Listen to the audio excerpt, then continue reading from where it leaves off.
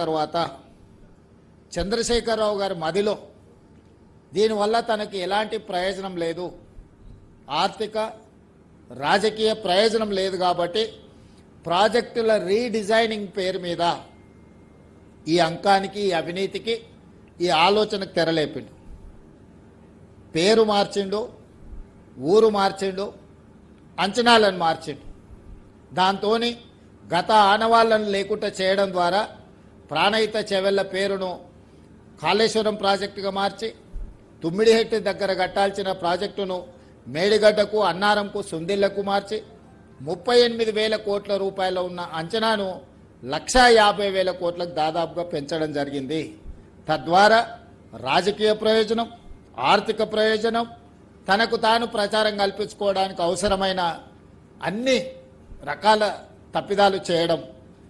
దాంతో 2016లో మొదలుపెట్టిన మేడిగడ్డ ప్రాజెక్టు 2019లో పూర్తి చేసినామని ప్రారంభించడం జరిగింది.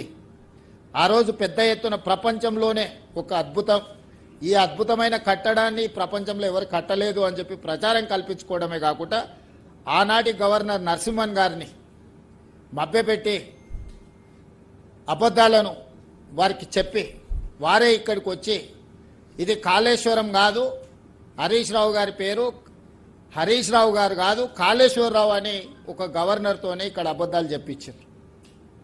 ఆనాడు జరిగిన పనులను అన్నిటిని చూసి ఇది అద్భుతమైన కట్టడం అనే ఒక భ్రమలు కల్పించే ప్రయత్నం చేసి 2018-19 ఎన్నికల సందర్భంగా రాజకీయ ప్రయోజనం పొందిండ్రు.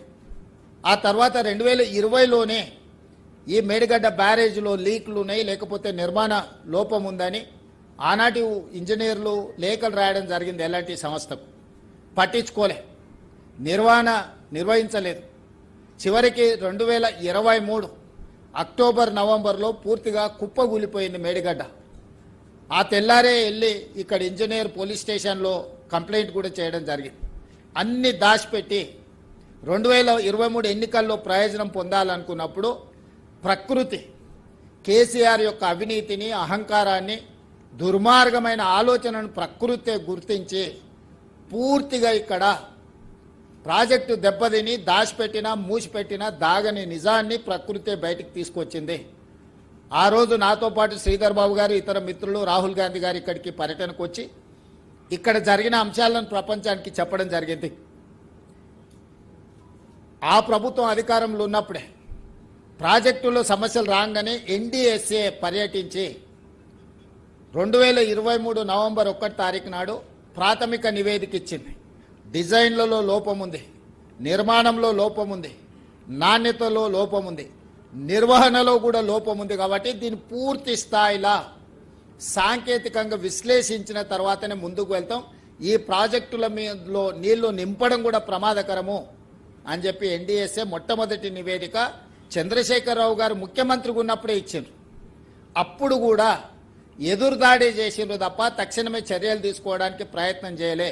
ఆ తర్వాత విజిలెన్స్ అండ్ ఎన్ఫోర్స్మెంట్ నివేదిక ఇచ్చింది. ఆ తర్వాత ఎన్డీఎస్ఏ పూర్తి స్థాయి నివేదిక ఇచ్చింది. ఆ తర్వాత కాంగ్రెస్ పార్టీ అధికారంలోకి వచ్చిన తర్వాత విచారణకు జ్యుడిషియల్ కమిషన్ వేస్తే పీసీ ఘోష్ గారు 645 పేజీల రిపోర్ట్ సవివరంగా ప్రభుత్వం వైపు నుంచి పొలిటికల్ ఎగ్జిక్యూటివ్ చేసిన తప్పులు, ఎగ్జిక్యూటివ్ ఆఫీసర్స్ చేసిన తప్పులు, నిర్మాణ సంస్థ చేసిన తప్పులు, ఇందులో అంచనాలను పెంచి ఏ విధంగా దోసుకున్నారు సంపూర్ణంగా నివేదిక ఇచ్చారు. చంద్రశేఖరరావు గారిని, హరీష్ రావు గారు 119 మంది నాకు తెలిసి అధికారులను, వివిధ ప్రతినిధులందరినీ కూడా ఇందులో ఎవరెవరైతే ఉన్నారో వాళ్ళందరినీ కూడా విచారణ చేసి వాళ్ళకి సరైన విధంగా వివరణ ఇచ్చుకోవడానికి కూడా పూర్తిగా అవకాశం కల్పించి విచారణ చేసి నివేదిక ఇచ్చిండ్రు.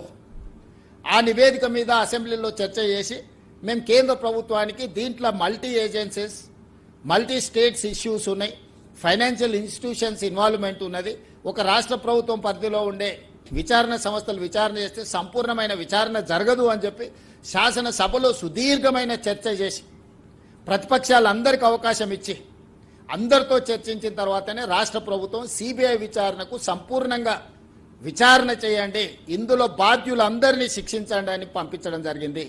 ఇప్పటికి దాదాపుగా 8 నెలలు దాటి 9 నెలలు కావస్తుంది.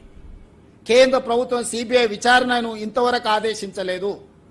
గతంలో కేంద్ర మంత్రి కిషన్ రెడ్డి గారు, మీ వల్ల కాదు, మీరు చెయ్యరు, మీకు విచారణ చేసే సామర్థ్యం లేదు, సిబిఐకి ఇస్తే 48 గంటల్లో కేసీఆర్ను హరీష్ను జైల్లో పెడతాము, మాకు ఇవ్వండి అని కేంద్ర మంత్రిగా వారు డిమాండ్ చేయడం జరిగింది. మరి ఈరోజు మేము సిబిఐ